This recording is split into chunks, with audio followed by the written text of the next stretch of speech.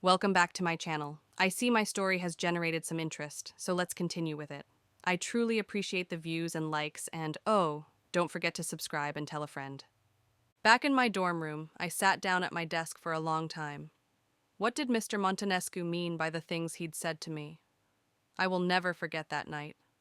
I've even had dreams about it.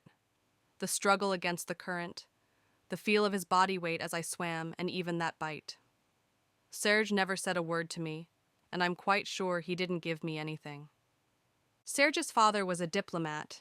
He looked rich and certainly lived richly. Did Serge take something from home that night? If so, whatever it was somewhere deep on the ocean floor or on the yacht he fell from. 2 weeks after the incident was when my world changed. I woke up as usual and got ready for the last of my classes, and I had a splitting headache.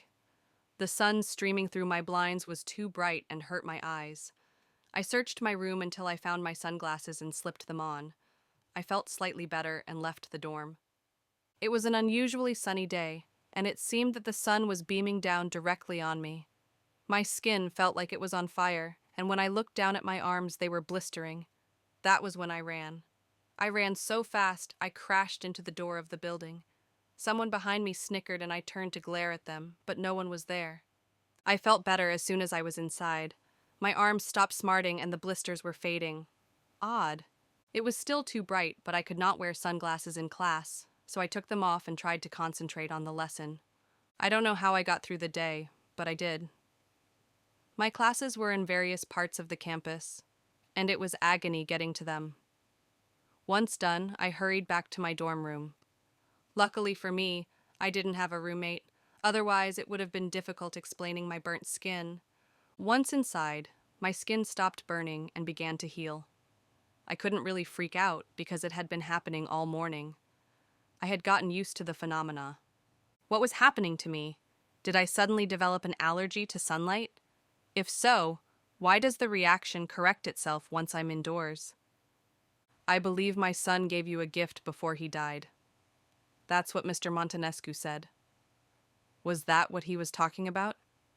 If so, I didn't think it was a gift at all. It was more of a curse, if you ask me. I recalled him coughing up blood into my mouth when I was performing CPR. Was that when I caught whatever I got? I quickly turned on my laptop to do some research. There wasn't a good description of an allergic reaction to sunlight that fit what I was going through. What I was experiencing was along the lines of crazy and shit. Serge Montanescu was either a vampire or had a rare disease not yet documented. I couldn't fathom this being a gift. That's what he meant, so he knew what his son was. Serge bit me while I was trying to help him, and if I remember correctly from the movies, if I drank his blood, then I would become infected with the vampire trait. How ungrateful. What was I supposed to do now? I couldn't go on like this. The envelope the butler shoved into my hand that day came to mind. I'd put it away and forgot about it. Now where was it? I searched through my backpack and it wasn't in it. My desk drawer came up empty as well. Where did I put it? Then I remembered what I was wearing that day. I went to my closet and found the jacket I'd worn. I found the envelope in the pocket. I remember thinking that it was a check and just shoved it into my pocket. I had felt too insulted that I had forgotten about it. I sat back down at my desk to examine the envelope. It had a weird-looking seal on the back of it. I couldn't recall if I had felt any vibes from it back then, but I did now. It throbbed in my hand. I broke the seal open, and just as I thought, there was a signed blank check and a letter in it. Victoria, it is unfortunate that you became the recipient of my son's gift. I sensed it the minute I saw you. I assure you that it was not intentional. You see, once a vampire feels death coming, it is a natural response to pass on his gift. Death is not commonplace for vampires, so he might have been frantic. The tragedy is that he did die, so you are on your own. As his heir, it should have been his responsibility to care for you. I am sorry. I have enclosed a blank check. Please feel free to cash any amount you need to begin your new life. I can only provide advice if you need it. You may contact me, and I will try to answer any questions you may have. What new life?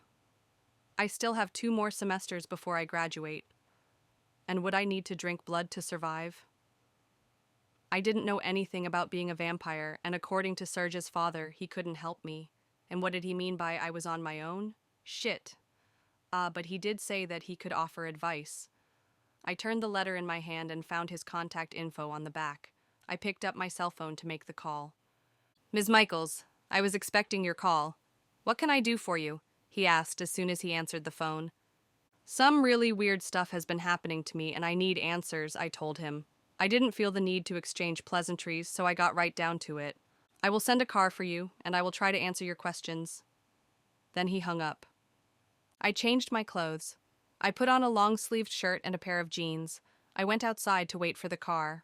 I ran back inside to get an umbrella. The sun was killing me. It wasn't full summer yet. What was I going to do then? I ran when the car showed up, and I recognized the driver. It was the detective. He was covered up like I was, and he was wearing sunglasses too. I looked him up and down. If you're wondering if I am a vampire, you would be correct, he said as he started driving. Oh, so you're living in the Twilight Zone too? I asked him.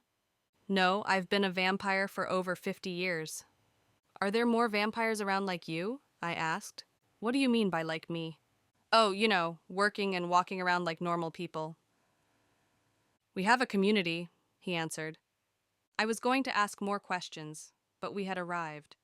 This was not the house I'd been to. This was an office building. I asked if he was going to wait for me, and he nodded. The receptionist was waiting for me and led me to Mr. Montanescu's office.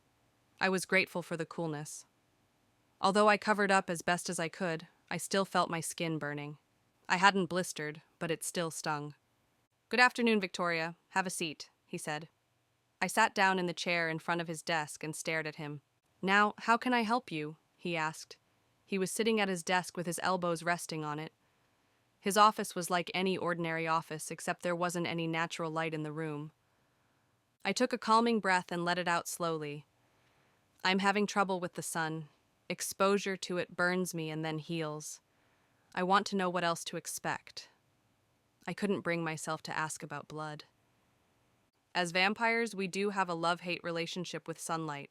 We can tolerate it for a short time. Prolonged exposure can prove fatal. Sunblock helps, but avoiding it works best.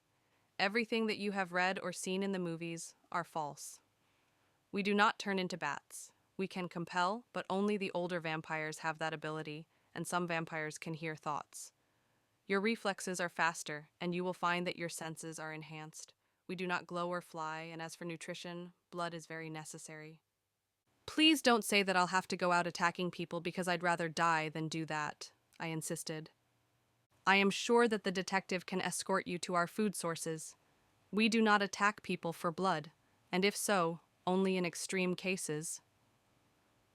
I am not craving blood. Does that mean that I haven't fully converted yet? I asked. The first sign of conversion is the aversion to sunlight. You should have already experienced your senses becoming more enhanced. The thirst is the last thing you will experience, and I suggest that you have a supply of blood before that happens. Untrained and unable to control your urges will become a problem. That is why it is unfortunate my son is not around to care for you. Why do I need him if you're here? You're his father, I pointed out. Ms. Michaels, you must understand that there are rules to everything in life, even this life. Your sire is the only one who can train you. I am being kind by giving you advice, but understand that it is out of courtesy and not obligation.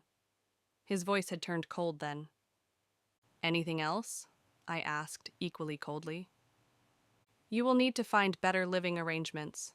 Before you fully convert, there will be a dying phase. For some, it is a few days, while others stay in that phase longer. Find yourself somewhere where you can die in peace. Once you have awakened, your thirst will make itself known.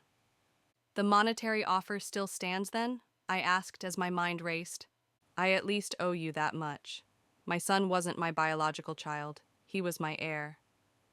A thought occurred to me. Can we have children? It has been known to happen, but it is rare. It is why we have heirs. Now, if there is nothing else, I have an important appointment, Mr. Montanescu said as he stood up. I stood up as well. Thank you for your time. I walked out of the office and the receptionist showed me out. I had so much to think about, I thought.